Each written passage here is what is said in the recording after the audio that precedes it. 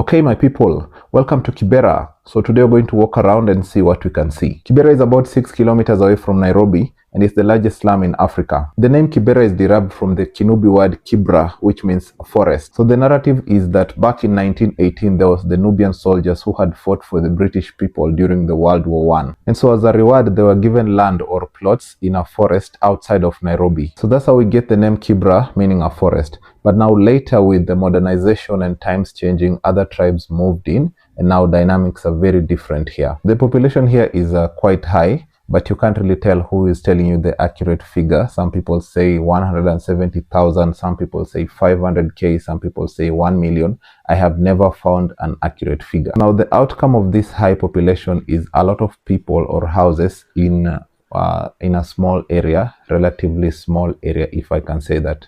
And that comes with a lot of challenges. So for instance, there's very narrow spaces between houses, and this can be a very big problem in case you need to deliver supplies to someone's house or you need to access someone's house. Can be a bit of an issue. And then let's say a pregnant lady goes into labor in the middle of the night in such conditions, can be very difficult. And speaking of houses, some houses are made of mabati purely. Some houses are made of mabati and matope and some sticks, and some houses are made of cement and bricks and all that. Now that can be a challenge, especially the houses that are made of matope and sticks. In the rain season, there's the issue of leaks, there's the issue of other things. So people try to figure out how to combat that. They try to use some sort of polythene to prevent the leakage and all that. Now, speaking of houses, some people have electricity in their houses, which is a very good thing.